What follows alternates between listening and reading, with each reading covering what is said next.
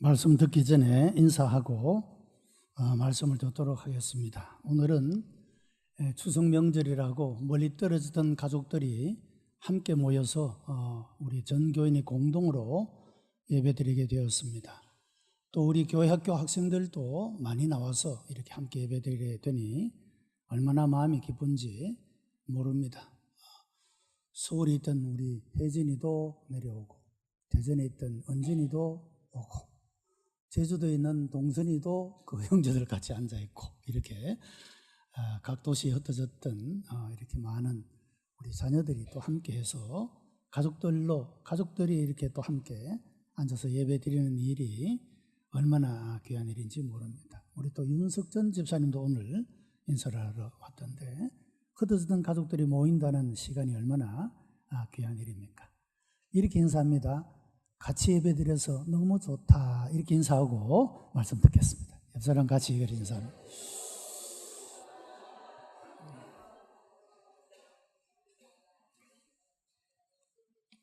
사람들은 질문을 통해서 배우고 성장하고 확신에 서게 됩니다. 유대인들은 세계적으로 아주 우수한 민족이라고 평가를 받고 있습니다. 그 비결이 무엇인가에 대해서 많은 사람들이 여러 가지 이야기를 합니다만은 그들 자신들은 이렇게 이야기를 합니다. 밥상에서 부모들이 자녀들에게 던지는 질문을 통하여 자녀들은 서로 자기의 생각을 이야기하며 논쟁을 벌이게 되고, 부모들은 자녀들의 그 논쟁을 즐거워하며 듣는, 여기서부터 유대인들의 우수성이 그렇게 자라게 되고 성장하게 되고, 세계 어느 곳에 가서 무엇을 하더라도 뛰어난 그런 사람들로서 활동할 수 있게 된다라고 이야기를 합니다.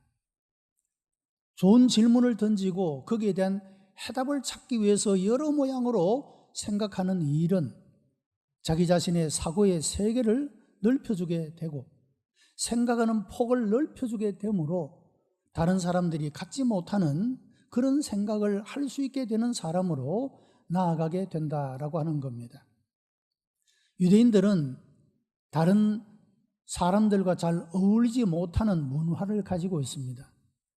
토라라고 하는 율법의 그 내용들이 그렇고, 또 그 토라 율법을 쫓아서 그들이 먹는 구별하는 음식 코셔라고 하는 것도 그렇고, 이런 것들이 다른 사람들과 잘 어울리지 못하게 하는 그런 특성들을 가지고 있다라고 하는 겁니다. 여러분, 타이타닉이라고 하는 그 세계적인 유명한 그 유람선이 좌초가 되어서 많은 사람이 죽지 않았습니까?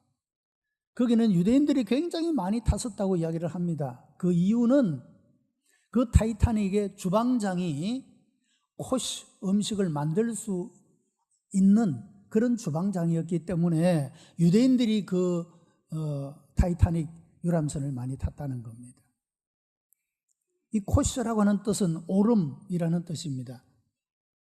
하나님께서 성경을 통하여 유대 민족들에게 명령하신 대로 그들이 음식을 구분해서 먹는, 구별해서 먹는 그 음식은 옳은 것이다, 그런 의미에서 말하고 있죠. 이슬람인들은 할랄이라는 음식을 먹지 않습니까? 그 뜻은 허용된 것이라고 하는 그런 뜻을 가지고 있습니다만, 어쨌든 이런 사람들이 다른 문화를 가진 사람과 또 아무 음식이나 먹을 수 있는 사람과 어울린다고 하는 것이 굉장히 어렵고 힘들다는 거죠. 그런데 이런 자기 나름대로의 철저한 다름이 그들이 다른 사람과 어울려 생존하려고 하면 이런 다른 생각이 다른 사람들에게 선한 영향력을 끼치고 유익을 끼치고 은혜를 끼치는 그 무언가를 생각해내어야만이 다른 사람들이 유대인들이 저렇게 좀 별나게 살아가는 것이 의미가 있구나, 유익한 것이로구나 하는 것을 인정하게 된다는 거죠.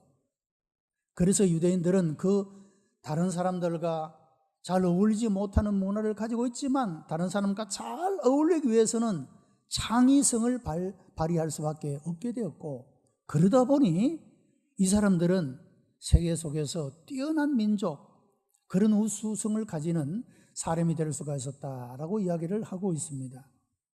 이런 기초가 가정에서부터, 부모가 어린 자녀들 어릴 때부터 질문을 던지고 그들로 스스로 생각하게 하고 서로가 대답을 하면서 나와 너의 생각이 다름도 인정하고 받아들일 줄 아는 이런 마음들을 가지게 함으로써 유대민족은 세계 속에서 아주 우수한 그런 민족으로 되고 있다는 겁니다.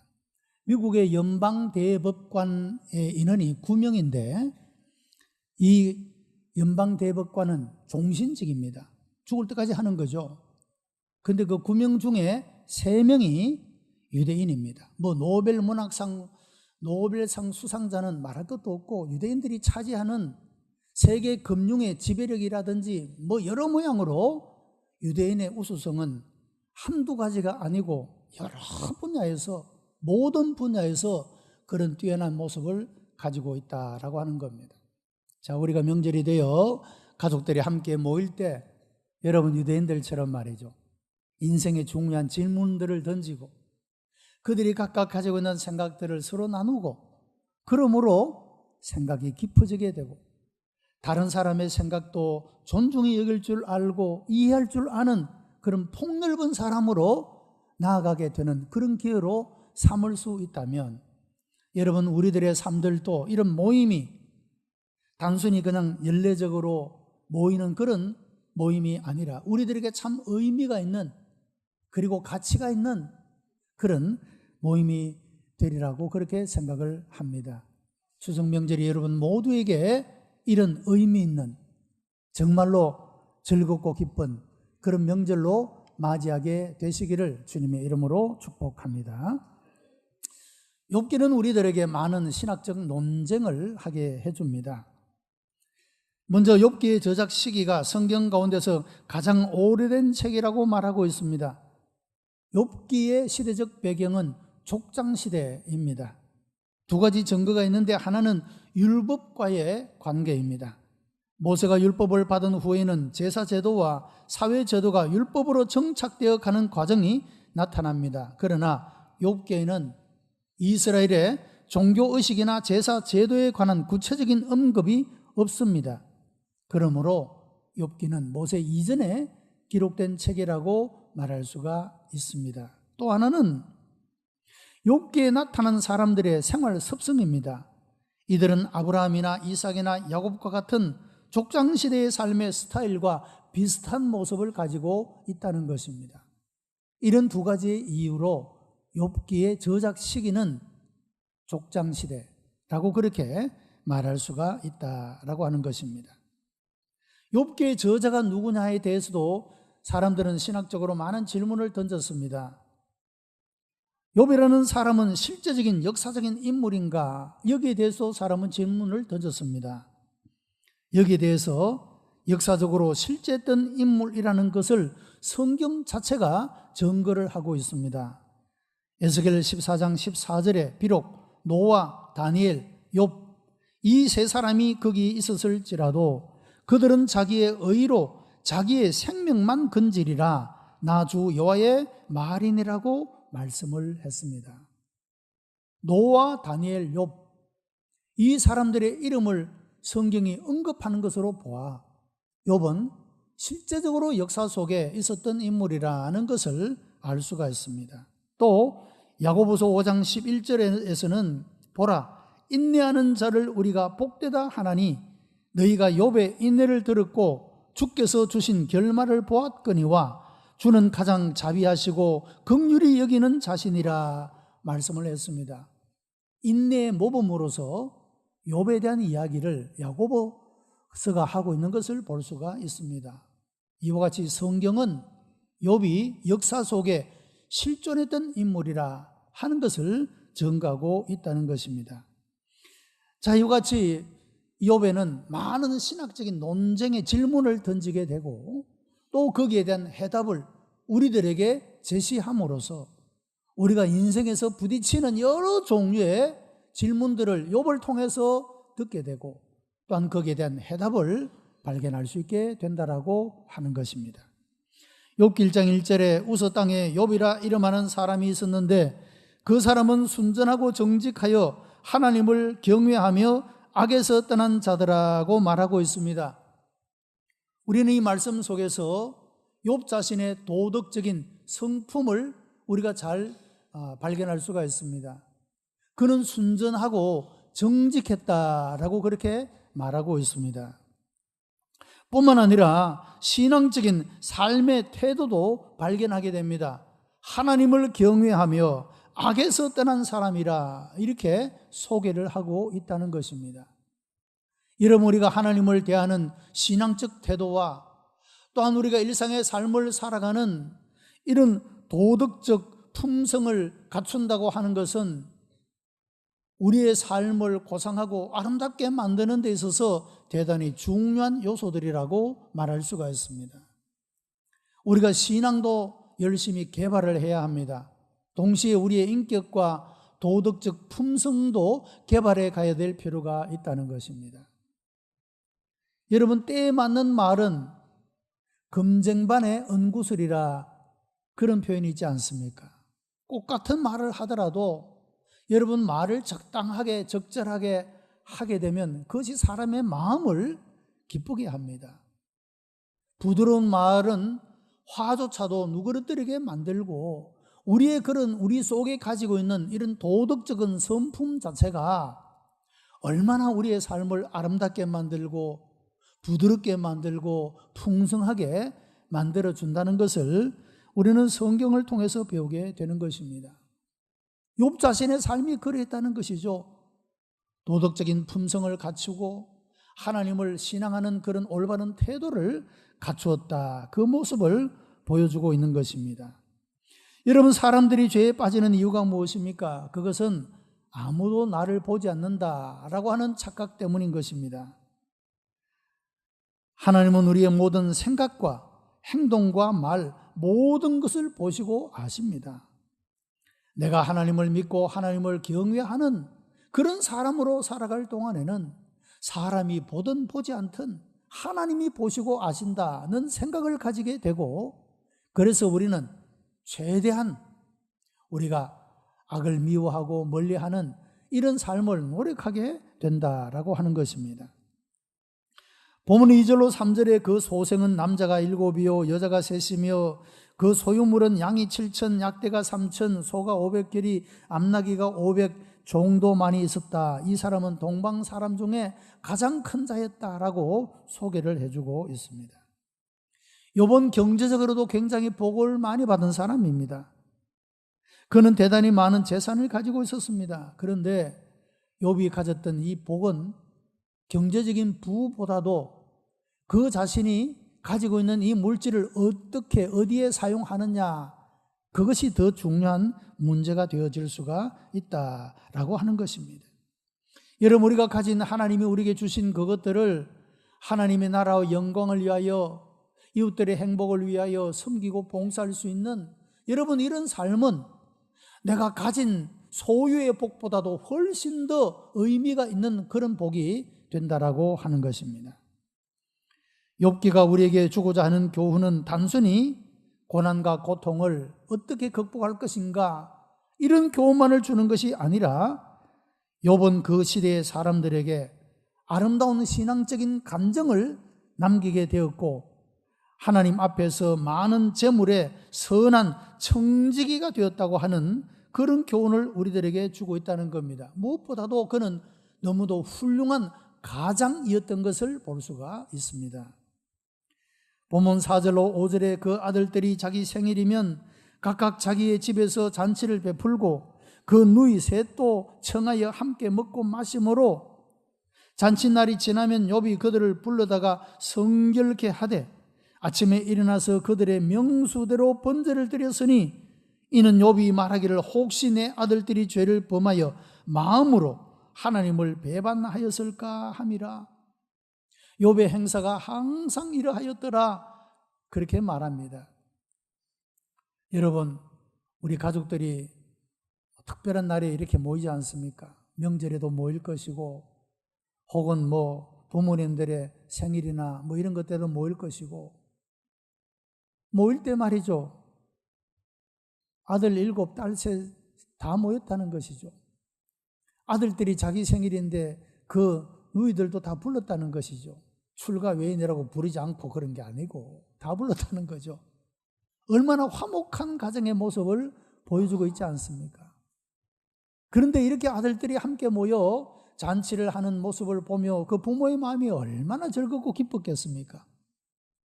여러분, 자녀들이 다투는 것을 보는 부모의 마음은 아픕니다. 그러나 자녀들이 서로 화목하게 지내는 모습을 보면 부모의 마음은 너무너무 즐겁다고 하는 것이죠. 그래서 여러분, 특별히 명절에 가족들이 모일 때 다투는 일은 절대적으로 삼가해야 합니다. 부모의 마음을 그 어떤 것보다도 아프게 하는 일이 되기 때문에 그렇습니다. 욥의 가족들은 그렇지 않았습니다. 서로 모일 때 서로를 위해 줄 줄 아는 너무도 화목한 가정이었다는 겁니다. 자, 그런데 가장이었던 욥은 어떻게 했습니까? 잔치를 베푸는 동안에 그들이 마음의 즐거움 때문에 혹시 그들이 마음으로라도 하나님께 범죄하고 하나님을 배반하였을까? 그래서 그들의 명수대로 번제를 드렸다라고 말하고 있습니다. 그들을 성결케 했다, 그렇게 말하고 있다는 것입니다. 혹시 마음으로라도 하나님을 배반했을까 하는 그런 염려 때문에 욥은 그 자녀들의 명수대로 다 번제를 드리며 하나님 앞에 이 자녀들을 세우기를 원했던 그런 모습을 봅니다. 욥은 그의 행사가 항상 그랬다 라고 말하고 있는 것입니다. 이런 부모가 자녀를 생각하는 깊이가 그런 것입니다. 부모가 자녀들에게 줄 수 있는 많은 것들이 있겠지만 이런 아름다운 신앙적인 유산을 주고 하나님을 경외할 줄 아는 아름다운 신앙을 그들에게 교훈한다고 하는 이것보다도 더 귀한 것은 없다라고 하는 것입니다.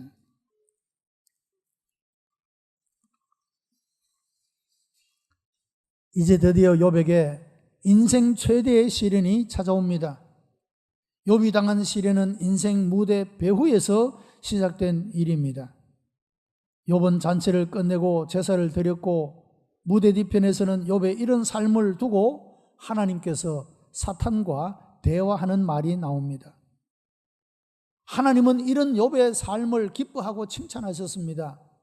그러나 사단은 이런 욥을 시기하고 하나님께 항의를 했습니다. 내용은 이것입니다. 욥이 어떻게 아무런 이유도 없이 하나님을 경외하겠습니까? 하나님이 욥에게 건강도 주시고 물질도 주시고 자녀들도 많이 주시고 다 주셨기 때문에 하나님을 경외하는 것이지, 만약에 그것을 다 빼앗아가 보십시오. 그러면 당장에 욥은 하나님을 경외하지도 않고 하나님을 떠나게 될 것입니다. 그런 참소입니다. 여러분, 사탄은 본래 그 이름 자체가 참소자입니다. 시기하고 질투하고 사람들을 갈라놓는 그런 일을 하는 것이 사탄의 일이라고 하는 것입니다. 그런데 우리가 이 사탄과 관련해서 한 가지 기억해야 할 것은 사탄도 하나님의 지배 아래, 주권 아래 있다라고 하는 겁니다. 여러분, 사탄이 하나님께 와서 허락을 받고 행동을 합니다. 종들을 치고 재산을 치고 자녀를 치고 욥의 건강을 치는 이런 일은 사탄이 자기 마음대로 할 수 있는 일이 아니라 하나님의 허락을 받고 한 일이라고 하는 겁니다. 여러분, 사탄이 무섭지만 우리들에게 악을 행하지만 그러나 여러분, 하나님의 주권 아래 있다는 사실을 믿으시기 바랍니다. 하나님이 허용치 않으면 꼼짝할 수가 없는 존재입니다. 사탄은 하나님과 대적하는, 다투는 존재가 아니라 사람을 대적하는 존재입니다. 하나님에게는 어림도 없는 일이죠. 창조주이시고 섭리주이시고 심판주이신 그분에게 사탄이 어찌 감히 대들 수가 있습니까? 하나님의 허락을 받아야만 행동할 수 있는 그런 존재라고 하는 것입니다. 욥기 1장 7절에 여호와께서 사단에게 이르되 내가 어디서 왔느냐? 사단이 여호와께 대답하여 가로되 땅에 두루 돌아 여기저기 다녀왔습니다 했습니다. 땅에 두루 돌아 여기저기 다녀왔다. 뭐하러 다닌지 아십니까? 베드로전서 5장 8절에 근신하라 깨어라 너희 대적 마귀가 우는 사자와 같이 두루 다니며 삼킬 자를 찾나니. 땅에 여기저기 두루 다니는 이유가 뭡니까? 영적으로 연약한 자를 넘어뜨리기 위하여 그 영혼을 파괴시키고 하나님을 배반하게 만들고 믿음을 파손시키기 위해서 여기저기 두루두루 찝찝거리며 다니는 존재가 사탄이라고 말하고 있다는 겁니다. 그러나 사단의 활동은 철저하게 하나님의 손에 있고 제한을 받고 있다는 것입니다. 여러분, 하나님께서 허용하신 일은 하나님께서 멈추게 하시고 그 모든 것들을 끝내게 할 수가 있다라고 하는 겁니다. 그것이 우리가 하나님을 믿는 이유입니다. 그것이 우리가 하나님께 기도하는 이유인 것입니다. 나는 알 수 없는, 이해할 수 없는 어떤 어려움을 만나고 그런 사건을 만난다 할지라도 말이죠. 하나님이 허용하신 범위 안에서 일이 이루어지는 것이며 하나님이 그 모든 것들을 해결하시고 끝내시는 주권이 하나님의 손에 있다 하는 사실을 우리들에게 말씀해 주고 있다는 것입니다. 그래서 이런 기독교적인 관점만이 여러분 우리가 이해할 수 없는 세상의 모든 고통들을 해결하는 그런 해결책이 되어질 수가 있다는 것입니다. 하나님께서 욥기를 우리에게 주신 이유는 세상에서 경험하는 고통과 악에 대한 해답을 찾으며 진정한 복이 무엇이며 왜 하나님을 섬겨야 하는지 교훈하시기 위하여 이 욥기라는 성경을 우리들에게 주신 것입니다. 욥기의 주제는 왜 하나님을 믿느냐라고 말할 수가 있습니다. 욥기 1장 9절에 사단이 여호와께 대답하여 가로되 욥이 어찌 까닭 없이 하나님을 경외하리까? 재산이 많고 잘 사니까 하나님을 경외하는 것 아닙니까? 라고 항의를 했습니다. 욥은 사탄을 통하여 시험을 받고 그가 견딜 수 없는 고통과 씨름하며 진정으로 내가 하나님을 경외하는 이유가 무엇인가를 발견하게 되었다고 하는 겁니다. 오늘의 말씀의 제목은 그럼에도 불구하고입니다. 사단이 참소한 것처럼 우리가 하나님을 믿는 이유가 무슨 까닭이 있기 때문이 아니라 모든 조건을 초월하여 우리의 상황이 고통 가운데 있음에도 불구하고 하나님을 섬기는 믿음을 강조하기 위해서 이 욥기를 우리에게 주고 있다는 것입니다. 여러분, 욥도 이런 고난을 만나기 전에는 내가 무슨 이유로 하나님을 섬기는지 자기 확신이 없었을 수도 있을 겁니다. 자녀들이 다 행복하게 지내고 재산도 많고 하는 일도 형통하고 아무것도 어려운 것이 없어. 그래서 내가 하나님을 경외한다. 하나님을 믿는다.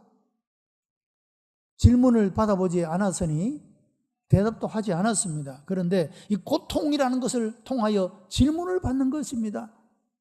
내가 왜 하나님을 믿느냐? 왜 하나님을 경외했느냐?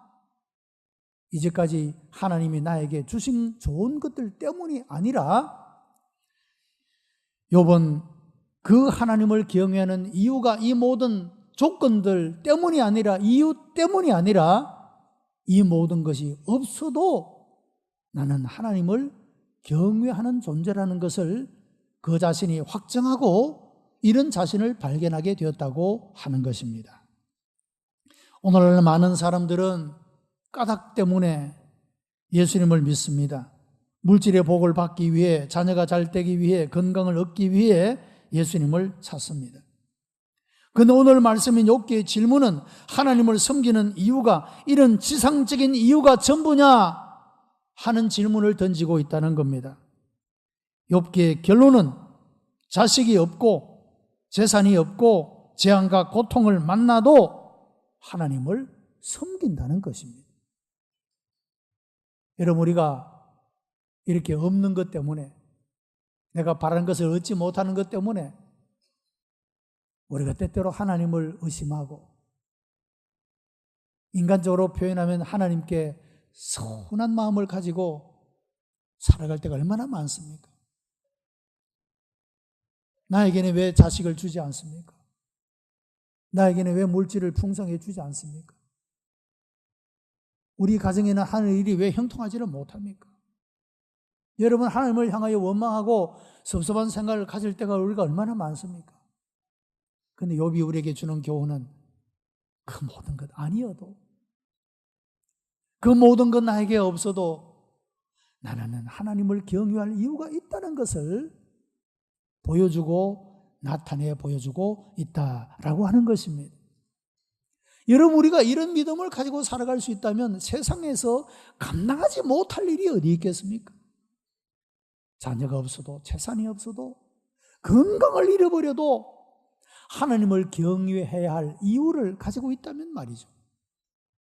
우리의 믿음은 견고한 것이 되고 든든한 것이 되고, 이런 믿음은 하나님을 기쁘시게 하며 영화롭게 할 것이며, 모든 것들이 하나님의 주권 안에 있는데 이런 삶을 보시고 하나님은 이 모든 것들을 끝내게 하실 줄로 믿습니다. 그럼에도 불구하고의 신앙의 승리인 것입니다.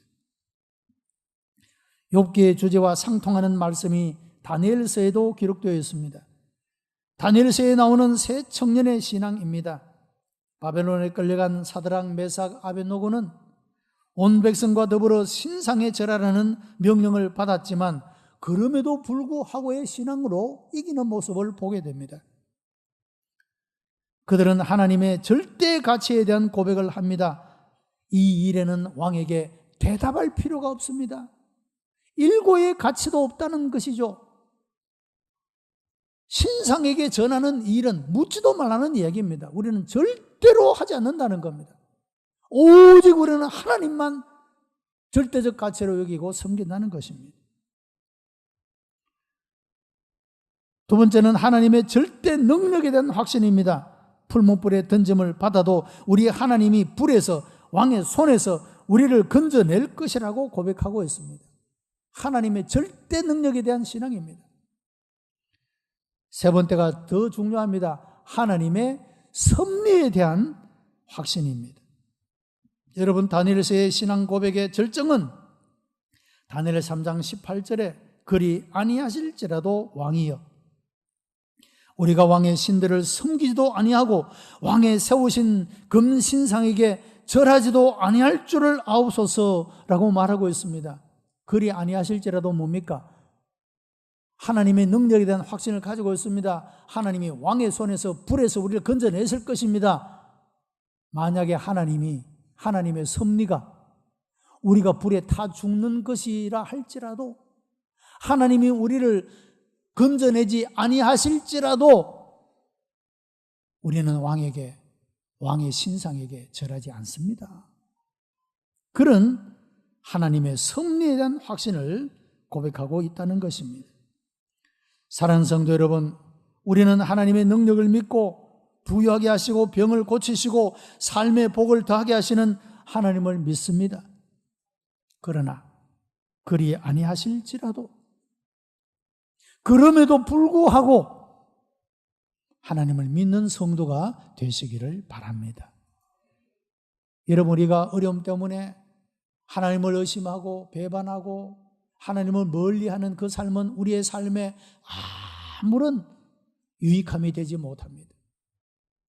그럼에도 불구하고 하나님이 내게 없는 것처럼, 안 계시는 것처럼 내 삶이 혼란스럽게 되어진다 할지라도 하나님을 믿는 이 신앙 안에 있게 될 때 모든 것들이 하나님의 주권 아래에 있으니 그 모든 것들을 반드시 하나님이 끝내신다는 믿음을 가지시고, 여러분 날마다의 삶 속에서 이 믿음으로 승리하는 그런 성도가 되시기를 바랍니다.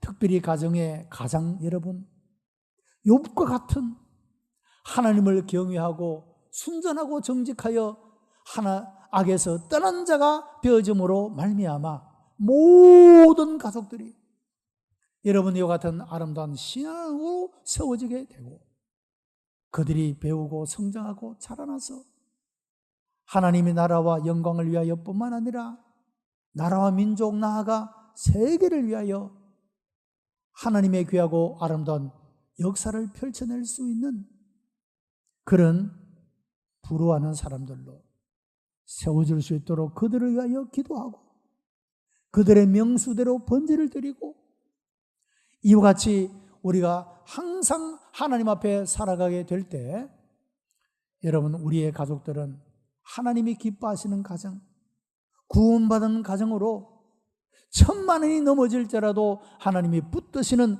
가정으로 세워질 줄 믿습니다.